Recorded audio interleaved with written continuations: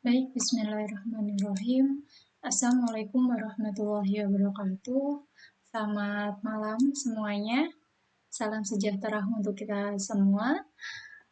Alhamdulillahirrahmanirrahim, kita memasuki pertemuan yang terakhir, yaitu pertemuan ke-15. Namun pada pertemuan ini kita akan membahas materi yang tentunya ada satu materi yang belum terbahas di praktisi mengajar kemarin. Nah, jadi untuk pertemuan ini ada dua materi yang akan disampaikan, di mana yang pertama sistem pengendalian manajemen dan pengukuran kinerja berdasarkan balance scorecard nanti.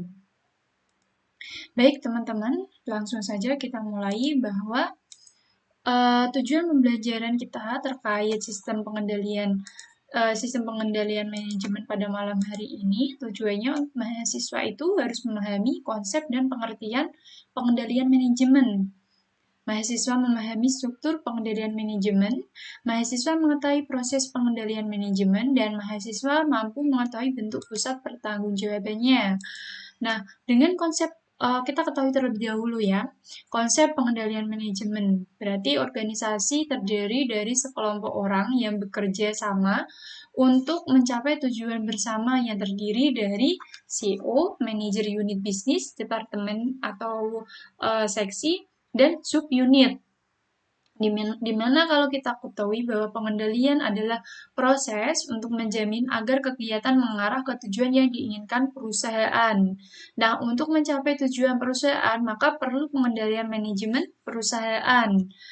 Jadi, kalau kita artikan bahwa pengendalian manajemen ini proses di mana manajer di seluruh tingkat memastikan bahwa orang-orang yang mereka awasi telah mampu mengimplementasikan strategi yang dimaksud guna mencapai tujuan perusahaan.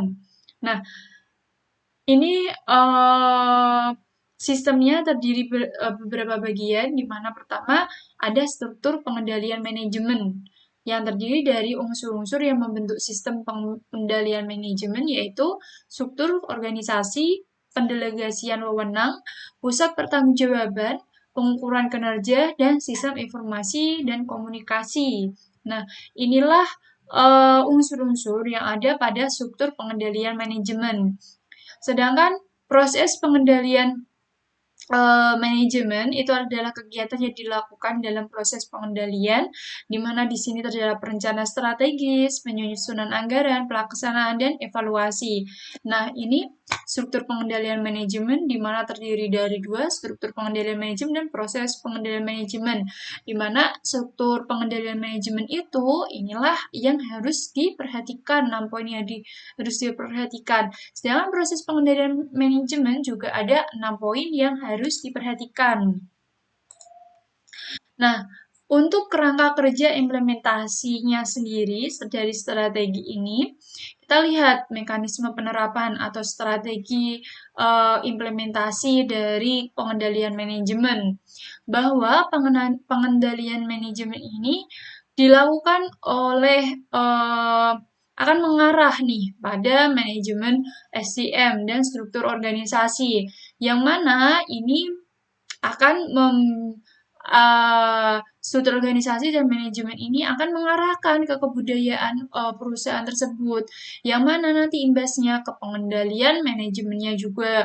Jadi pengendalian manajemen itu melalui struktur organisasi akan dipengaruhi oleh pengendalian manajemen SDM, terus akan mempengaruhi pengendaliannya bagaimana dan kebudayaan, sehingga keempat ini saling berpengaruh akan membentuk sebuah kinerja yang optimal. Nah, kita pelajari terkait aktivitas pengendalian manajemen. Aktivitas pengendalian manajemen itu ada perencanaan, koordinasi, komunikasi, evaluasi, dan pengambilan keputusan. Ke-6 berarti mempengaruhi orang untuk mengubah perilakunya. Nah, inilah aktivitas pengendalian manajemen, di mana masalah utama dari pengendalian manajemen, kalau kita ketahui, mendorong agar para anggota organisasi, berarti siapa anggota organisasi? Berarti ya tadi, ada CEO, manajer, ada karyawan, dan staff-staffnya. Terus, di mana mendorong para anggota organisasi ini mencapai tujuannya sendiri, dan pada saat yang sama mereka secara otomatis membantu pencapaian tujuan organisasi. Nah, ini contohnya masalah utama dalam pengendalian manajemen. Mayoritas individu akan mencapai tujuannya masing-masing. Apa sih tujuan individu masing-masing dalam sebuah pekerjaan? Nah, ya mungkin lewat income, pendapatannya, gajinya, terus adanya bonus. Nah, ini tujuan mereka individu. Di mana adanya income dan bonus, maka mereka secara otomatis harus berkolaborasi untuk mencapai tujuan organisasi. Apabila tujuan organisasi sudah optimal, otomatis mereka juga akan memberikan bonus atas kinerja yang diberikannya tadi. Itu. Terus kita pahami tentang struktur pengendalian manajemen. Pertama tentang struktur organisasi. Struktur organisasi ini merupakan salah satu bentuk pengendalian dalam manajemen. Terus struktur jelas akan memudahkan untuk memberikan tanggung jawab dan masing-masing jabatan yang ada dalam struktur organisasi.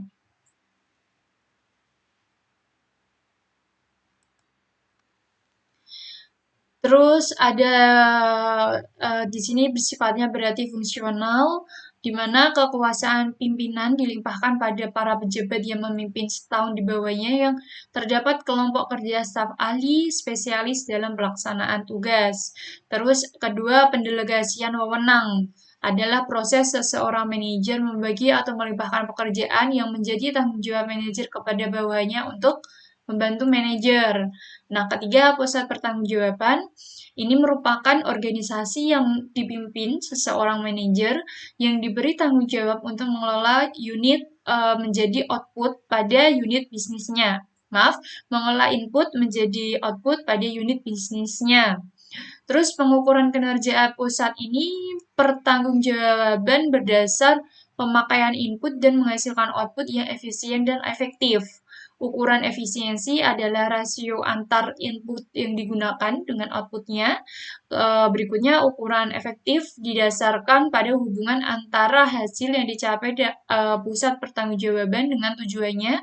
Semakin besar output, maka semakin efektif. Nah, ini perlu kalian pahami.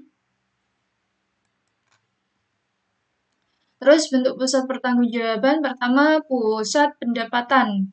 Berarti sebagai pusat pertanggungjawaban di mana prestasi manajer tentunya dinilai dari pendapatan yang diperoleh pada pusat pertanggungjawabannya, dan output diukur dengan satuan moneter yang tidak dihubungkan dengan inputnya. Contoh dari pusat pertanggungjawaban Departemen Pemasaran, prestasi manajer dinilai dari anggaran pendapatan dan realisasi pendapatan Departemen Pemasaran. Nah, pusat biayanya adalah pertanggungjawaban di mana prestasi manajer dinilai berdasar biaya pusat pertanggungjawaban yang dipimpinnya. Terus, pusat biaya berarti pengolah input menghasilkan output yang diukur dalam satuan moneter. Contoh dari Departemen Produksi, output dapat diukur tapi tidak dapat dikendalikan oleh pertanggungjawaban. Biaya input dapat ditekan serendah mungkin, namun penjualan bukan wewenang pusat pertanggungjawaban.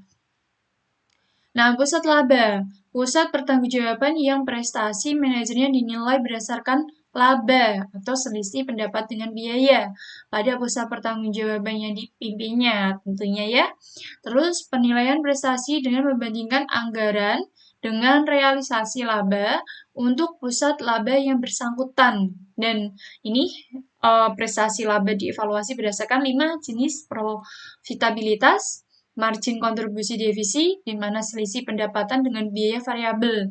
Jadi, cara mencari margin kontribusi divisi itu pendapatan dikurangi HPP dikurangi biaya variabel. Untuk biaya laba langsung divisi itu menunjukkan pendapatan dikurangi biaya variabel dan biaya tetap. Jadi, biaya margin kontribusi dikurangi biaya tetap. Berarti untuk mencari laba langsung dari divisi itu, kita harus mencari margin kontribusinya terlebih dahulu, dikurangi biaya tetap.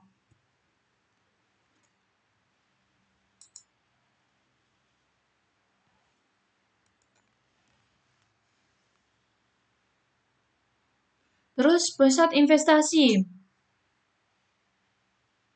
Pusat investasi ini merupakan pusat pertanggungjawaban yang bertugas untuk mengatur investasi guna mencapai laba yang seoptimal mungkin. Nah, pusat investasi tentunya diukur dengan membandingkan laba dan jumlah investasi yang digunakan, di mana prestasi pusat investasi ini dinilai berdasarkan perbandingan laba yang diperoleh dengan investasi yang ditanamkan pada pusat pertanggungjawaban. Nah, pengukuran prestasi untuk mengetahui sejauh mana pusat investasi dapat diperoleh laba yang memuaskan bagi perusahaan dengan menggunakan berarti metode ROI. Nah, berarti kan metode ROI itu apa, teman-teman? Laba operasi dibagi investasi yang digunakan dikali 100. Nah, mungkin sedikit cerita. Ada mahasiswa saya, dia ingin meneliti terkait metode ROI. Jadi metode ROI itu bisa ROI itu bisa digunakan untuk sebagai penelitian skripsi kalian. Nah, kalian kalau misalnya ingin meneliti terkait keuangan di dalam laporan keuangan perusahaan manufaktur bahkan atau perusahaan yang tergolong di Bursa Efek Indonesia, itu akan menindaklanjuti ROI ini, maka kalian harus tahu rumusnya. Jadi indikatornya itu kalau mungkin kalau variabel perilaku dia lebih ke indikator mungkin saya menggunakan ini seperti itu. Tapi kalau metode keuangan itu biasanya berdasarkan rumus. Nah, rumus dari ROI itu ya ini laba operasi dibagi investasi yang digunakan dikali 100%. Itu bisa dicarinya di mana? Di laporan keuangan perusahaan. Jadi gitu ya. Terus contoh. Nah, biaya perusahaan memproduksi produk dengan biaya produksi 1 juta dan harga jualnya 2 juta. Produk terjual 8 unit, biaya iklan 2 juta, maka ROI-nya adalah berarti kita ketahui per biaya produksinya 1 juta. 1 juta biaya produksi 1 juta kali 8, 8 juta. Terus biaya iklan 2 juta, berarti 10 juta. Nah, sedangkan 8 juta dengan 8 unit dengan harga jual 2 juta ketemulah 16. Dari biaya produksi dan biaya iklan kita tambahkan hasil dikurangi biaya produksi dan iklan itu ketemulah laba operasi 6 juta. Nah, investasi yang digunakan ternyata 10. Terus bagaimana cara menghitungnya? Berarti 6 juta dibagi 10 dikali 100%. Ketemulah laba atas investasi 60%. Kinerja investasi tentunya semakin baik apabila rasio ROI semakin tinggi. Nah, ini laba atas investasinya diketahui yaitu ROI-nya ini. Kalau semakin tinggi berarti kalau kinerja investasinya semakin baik atau labanya semakin tinggi, berarti ROI-nya juga semakin tinggi. Nah, metode residual income atau RIM, di mana RIM merupakan kelebihan laba bersih, terdapat presentasi yang disertakan dari aktiva operasional rata-rata. Nah, RI ini untuk mengukur kinerja investasi sudah baik atau belum.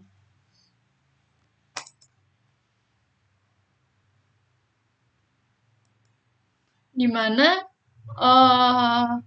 laba residual akan positif jika laba neto lebih tinggi dari return yang disyaratkan. Contoh, residual income-nya sama dengan laba operasi dikurangi biaya modal. Contohnya, PT Abadi memperoleh laba operasi 48 juta dengan aktiva operasi 300. Nah, manajemen menempatkan besarnya minimum ROI sebesar 12%. Bagaimana kinerja investasi sudah baik atau belum?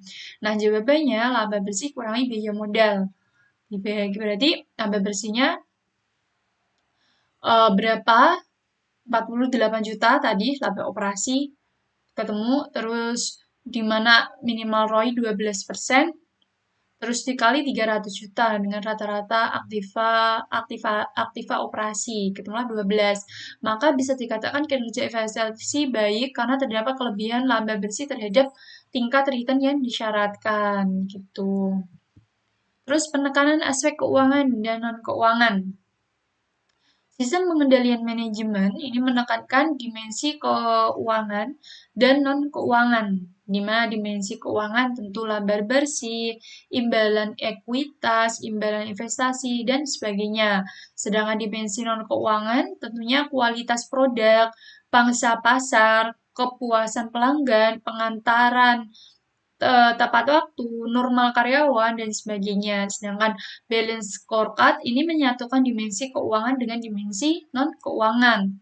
Kita ketahui terakhir pengaruh internet, di mana pengaruh internet atas pengendalian manajemen. Berarti akses segera, maksudnya akses, berarti aksesnya itu mudah dijangkau. Komunikasi multi target, banyak target yang akan disasarkan. Komunikasi tanpa biaya karena menggunakan data ini, makanya tanpa biaya. Komunikasi memperlihatkan gambar, adanya gambar yang tak mampu kita lihat, menggeser power and control ke individu. Terus internet tidak dapat mengganti proses dasar yang terkait dengan pengendalian manajemen. Implementasi strategi intinya merupakan proses sosial dan tidak dapat otomatisasi. Terus desain dan operasional sistem pengendalian yang optimal memerlukan pertimbangan manusia. Nah, inilah dari pengendalian manajemen yang dipengaruhi oleh internet. Nah, mungkin itu yang terkait materi sistem pengendalian manajemen. Ini sebelumnya, kalau ada pertanyaan terkait pengendalian sistem manajemen, bisa disampaikan di kolom chat. Atau bisa kita langsung melalui WA grup kita ya, teman-teman. Jadi, saya tuh lebih senang kalau kalian banyak tanya. Jadi, nanti kita ada discuss yang mungkin bisa kita lewat sesi tanya-jawab.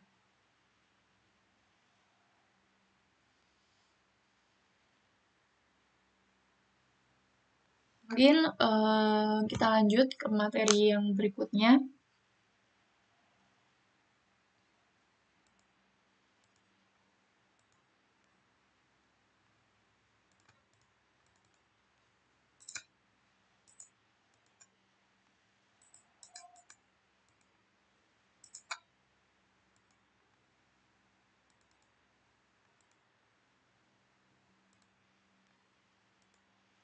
Nah, materi berikutnya terkait pengukuran kinerja dengan BSC itu apa?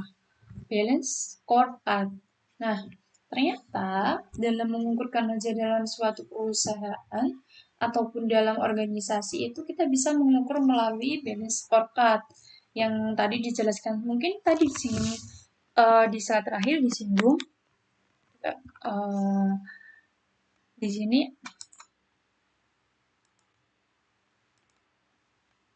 jadi tujuan kita mempelajari kinerja menggunakan balance scorecard ini tentunya agar kita memahami sejarah dan konsep munculnya balance scorecard.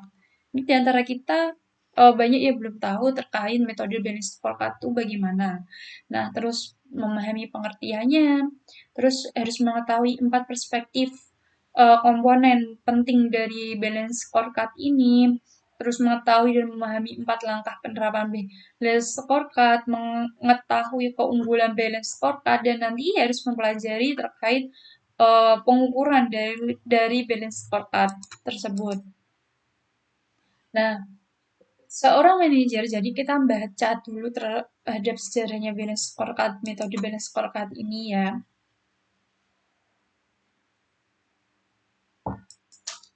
Seorang manajer itu harus memiliki pandangan menyeluruh tentang bisnis, di mana kinerja merupakan sebagian atau seluruh tindakan atau aktivitas hasil dari sebuah organisasi pada suatu periode. Pengukuran kinerja sebagai penentu secara periodik efektivitas operasional suatu organisasi, bagian organisasi dan karyawan berdasarkan sasaran, standar, dan kriteria yang telah ditetapkan sebelumnya. Jadi pengukuran kinerja ini tentu tindakan pengukuran yang dilakukan terhadap berbagai hasil aktivitas dalam rantai nilai tujuan yang ada pada perusahaan. Sedangkan pandangan secara konvensional tentu menjadi kinerja keuangan sebagai target tunggal dan kurang memperhatikan hubungan dari faktor non keuangan. Jadi kenapa memperhatikan target kinerja dari keuangannya, yaitu biasanya memperhatikan terkait laba yang laba bersih yang diterima. Terus kita ketahui dulu ya pengertiannya. Pengertian dari balance scorecard ini tentu muncul gagasan dari Robert Kaplan dan David Norton dari Harvard Business School tahun 1990-an, di mana konsep awal balance scorecard ini ditulis mulai 1992 di majalah prestigious Harvard Business Review. Terus balance scorecard artinya berarti balance, seimbang, berimbang. Scorecard, kartu skor, berarti kartu skor yang seimbang ini, atau kalau kita artikan dalam manualnya ya. Berarti kata seimbang ini dapat diartikan dengan kinerja yang diukur dengan seimbang dari dua sisi, yaitu keuangan dan non-keuangan, jangka waktu pendek dan jangka waktu panjang, serta melibatkan bagian internal dan eksternal. Jadi melihat dari dua sisi. Terus kata skor atau scorecard, di mana suatu kartu yang digunakan untuk mencatat skor hasil kinerja baik untuk kondisi sekarang ataupun untuk perencanaan di masa yang akan datang. Nah, tujuan dari pengukuran kinerja menggunakan balance scorecard ini tentunya menentukan kontribusi suatu bagian dari perusahaan terhadap organisasi secara keseluruhan.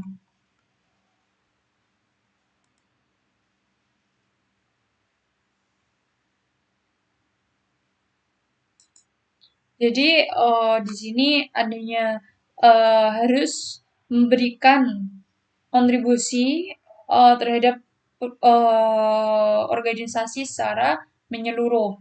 Terus memberikan dasar untuk mengevaluasi kinerja masing-masing manajer. Jadi adanya masing-masing manajer ini harus diberikan evaluasi untuk kinerjanya.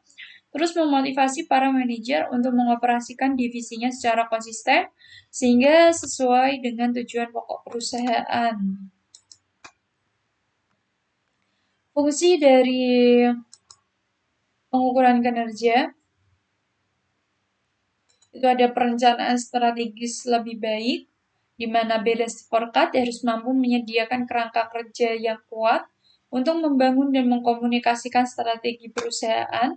Peningkatan pelaporan kerja, balance scorecard berfungsi untuk memandu desain laporan kerja perusahaan, membantu perusahaan dalam memantau pelaksanaan rencana perusahaan yang telah dirancang di depan, dan peningkatan komunikasi dan penyelarasan proyek, di mana melalui balance scorecard tentunya para eksekutif perusahaan dapat dengan mudah mengkomunikasikan strategi dengan secara internal maupun eksternalnya. Nah, inilah fungsi dari pengukuran kinerja menggunakan balance scorecard ya, teman-teman. Terus, manfaatnya adalah tadi fungsi, ini manfaat, di mana penelusuran kinerja tentunya, di mana menelusuri kinerja terhadap harapan pelanggan sehingga lebih dekat pada pelanggannya dan terlibat dalam memberi kepuasan kepada pelanggan.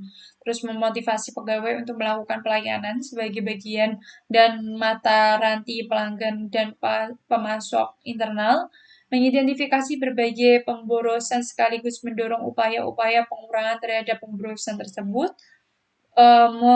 membuat suatu tujuan strategis yang biasanya masih kabur menjadi lebih konkret sehingga mempercepat proses pembelajaran organisasi, dan terakhir membangun konsensus untuk melakukan suatu perubahan dengan memberi reward atas perilaku yang diharapkan tersebut.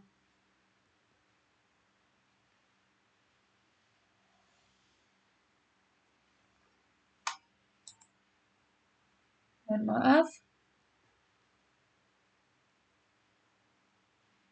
Nah, ini merupakan perspektif dari balance scorecard. Perspektif keuangan, perspektif pelanggan, perspektif proses bisnis internal, pembelanjaan, dan pertumbuhan. Kita bahas di dalam, kita lihat dulu aja dari hubungan 4 perspektif tersebut. Ternyata ada namanya, kita bacanya dari mana? Kita bacanya berarti dari employer skill. Ternyata employer skill itu akan menghasilkan proses quality dan proses cycle time, di mana kita ketahui employee skill itu berarti membutuhkan learning dan grow, berarti pertumbuhan dan pembelajaran, terus akan menghasilkan proses quality dan proses scale time, di mana ini internal bisnisnya, di mana nanti ketemulah on time delivery apabila dari karyawan memiliki proses quality yang baik dari employee skill tadi dan proses scale time yang baik, maka akan menghasilkan on time delivery. Dan apabila terjadi on time delivery, maka customer akan loyalty. Dan hasilnya apa? ROS finansialnya tentu akan meningkat, laba dari perusahaan itu akan meningkat. Nah, itulah yang akan terjadi apabila employee skill uh, dari karyawannya baik, memiliki learning dan grow dari employee skill tersebut. Terus kita ketahui dulu, kita bahas satu-satu dari 4 perspektif tersebut.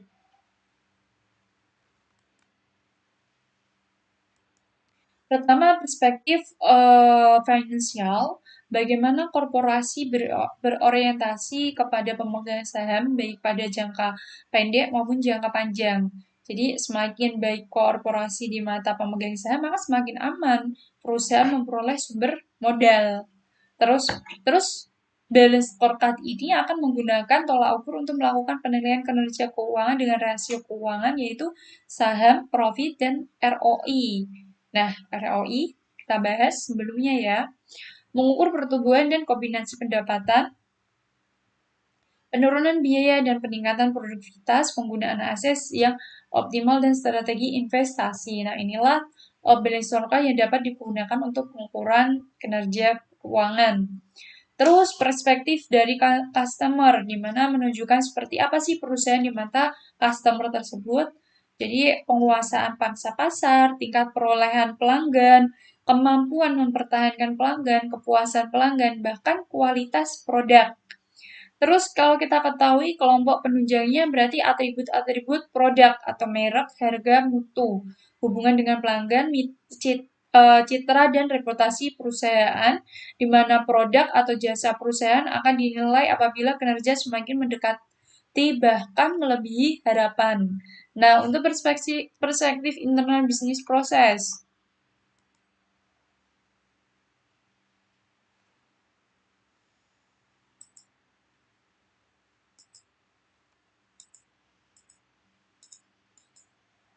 Ukuran ini tentunya menunjukkan dalam proses produksi seperti apa perusahaan ini lebih baik. Ini memiliki nilai-nilai yang dapat memenuhi kebutuhan pelanggan dan dapat memberi pengembalian yang diharapkan oleh pemegang saham. Terus tahap proses bisnis internal ini tentu meliputi proses inovasi, proses operasi, dan proses penyampaian produk atau jasa kepada pelanggan. Untuk perspektif learning and grow ini merupakan perspektif yang tentunya membahas bagaimana sih meningkatkan value agar perusahaan ini terus berkembang untuk menunjang proses sesuai dengan tuntutan eksternal. Nah, tentu ini menilai kinerja perusahaan yang mengarahkan untuk melakukan perubahan dengan memperhatikan kepuasan karyawan dan kemampuan sistem informasi yang mudah. Kepuasan karyawan itu bagaimana? Berarti ada keterlibatan pengambilan keputusan, pengakuan kemampuan karyawan, motivasi pemberdayaan, dan penyertaan. Bahkan dari kepuasan karyawan ini bisa melalui adanya income atau bonus dalam pelaksanaannya. Kemampuan sistem informasi mudah, tepat, dan tidak lama. Nah, inilah merupakan perspektif learning and grow dari pengukuran kinerja menggunakan business scorecard. Sedangkan komponen penting perspektif itu tentunya ada objektif atau tujuan, measure atau ukuran, target, inisiatif atau upaya di mana ini nanti diarahkan dengan visi, misi, dan rencana strategis pada perusahaan.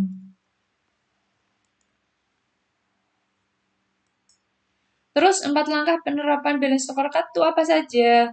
Tentu memperoleh kesepakatan dan komitmen manajemen, membuat desain model tujuan strategis, perspektif bisnis, indikator penilaian kinerja, mengembangkan program peningkatan balance scorecard sebagai culture dalam perusahaan dan penggunaan teknologi berperan penting sebagai kunci balance scorecard.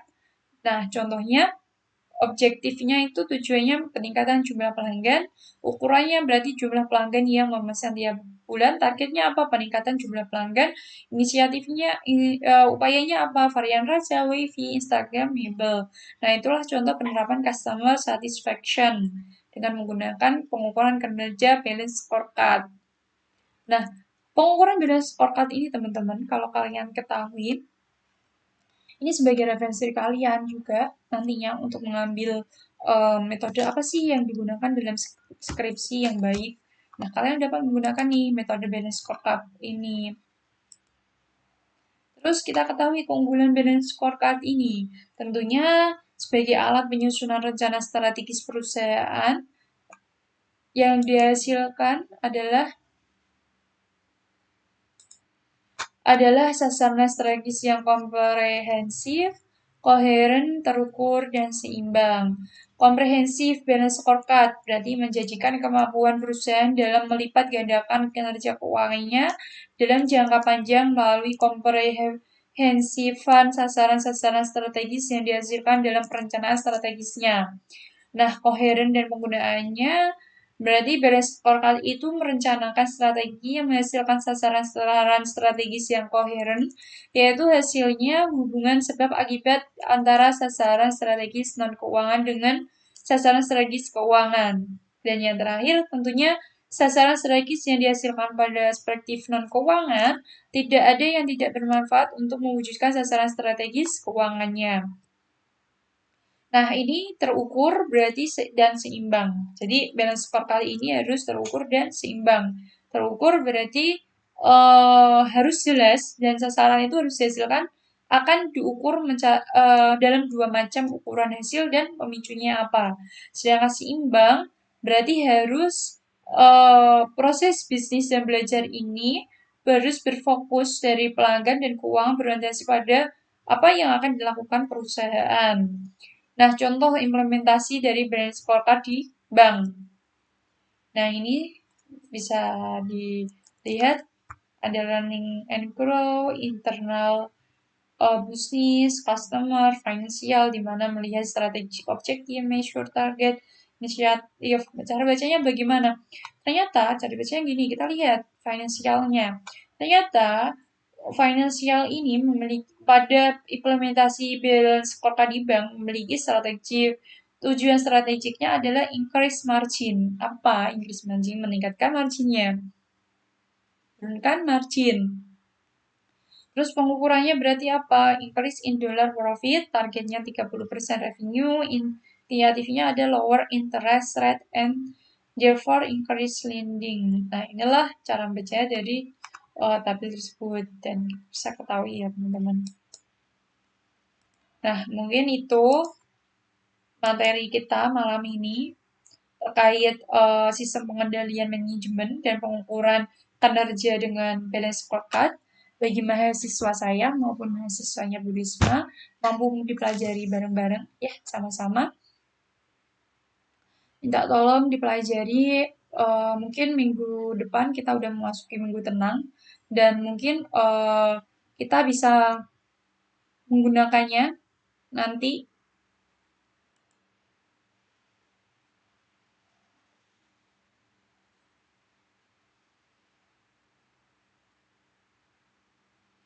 ya nanti mungkin ini materi kita terakhir dalam akuntansi manajemen semester ini. Jadi habis ini kita UAS, saya harap kalian tetap mempelajari semua, entah itu yang dipelajari dari Bu Febri, dari saya maupun Bu Risma. Kita tiga dosen yang saling berkolaborasi. Nah, tapi tentu penilaian kita tetap beda-beda ya teman-teman, perlu dipahami. Mungkin begitu yang dapat saya sampaikan. Apabila ada pertanyaan, minta tolong disampaikan di kolom WhatsApp grup kita, oke? Apabila saya harap ada sih discussion terkait apa, tidak hanya pertanyaan terkait sistem, tapi juga terkait materi. Misal, Bu, saya nggak paham terkait materi ini ya, kita diskusi bareng-bareng gitu ya. Mungkin begitu saya akhiri, apabila ada tutur kata yang salah, saya mohon maaf. Wabillahi taufiq wal hidayah. Wassalamualaikum warahmatullahi wabarakatuh. Terima kasih. Selamat malam semuanya.